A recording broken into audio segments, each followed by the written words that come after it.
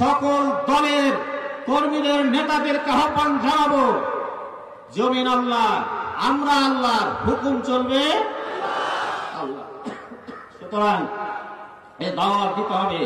প্রিয় ভাইরা আমার, 53 বছর হলো বাংলাদেশের স্বাধীন হওয়া। দলের পরিবর্তন হয়েছে, নেতার পরিবর্তন হয়েছে, কিন্তু বাংলাদেশের তেমন কোনো পরিবর্তন হয় নাই।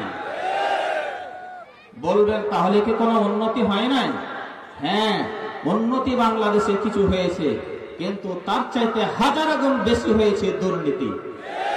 প্রিয় ভাইরা আমার, দলের পরিবর্তন করে হবে না, নেতার পরিবর্তন নয়, নীতির পরিবর্তন যতদিন না হবে ততদিন দেশের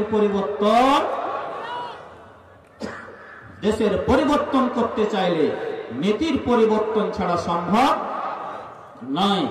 আমরা যে নীতিতে এই রাষ্ট্রকে পরিচালনা করতে চাই সেটা হচ্ছে আল্লাহর বিধান, কোরআনের আইন এবং সৎলোকের শাসন। আপনারা রাজি আছেন ইনশাআল্লাহ? ইনশাআল্লাহ।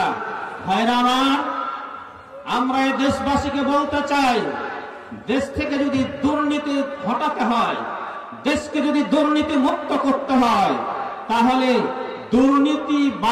দুর্নীতি পরায়ণ নেতা দিয়ে কি এটা সম্ভব? এটা সম্ভব নয়। যদি দেশ থেকে দুর্নীতি হটাতে হয়, দুর্নীতি মুক্ত দেশ গড়তে হয়, তাহলে এর উদাহরণ রেখেছে একমাত্র বাংলাদেশ জামাত ইসলামী। আমাদের দুইজন সম্মানিত মন্ত্রী ছিলেন, মাওলানা মতিউর রহমান নিজামী, আলী হাসান মোহাম্মদ মুজাহিদ। তাদের বিরুদ্ধে এ দেশের শুধু নয়, গোটা বিশ্ববাসী দুর্নীতির খোঁজ করে 1 টাকার দুর্নীতি খুঁজে পায় নাই।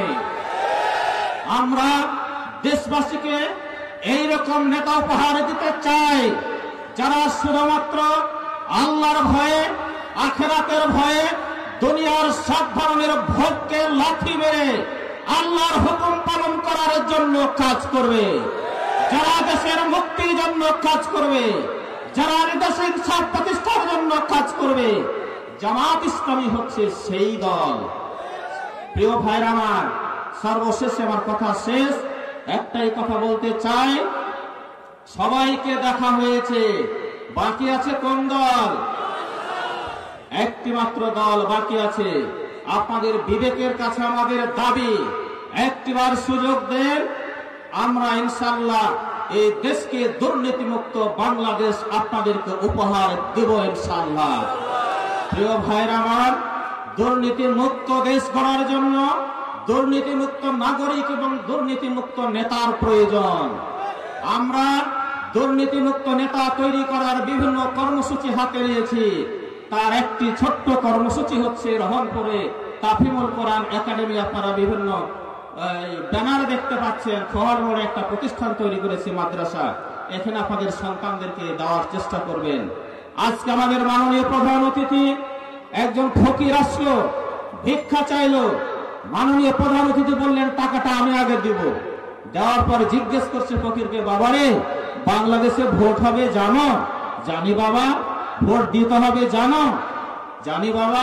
তাহলে ভোটের কি করবেন? বলে সবাই শুনছে নাকি এবার জামাতিকে ভোট দিবে, তো আমিও জামাতিকে ভোট দেব।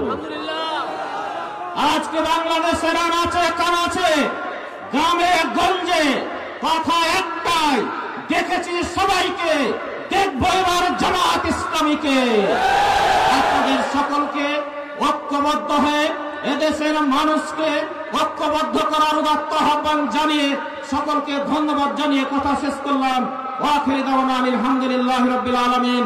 আসসালামু আলাইকুম ওয়া রাহমাতুল্লাহি ওয়া বারাকাতুহু।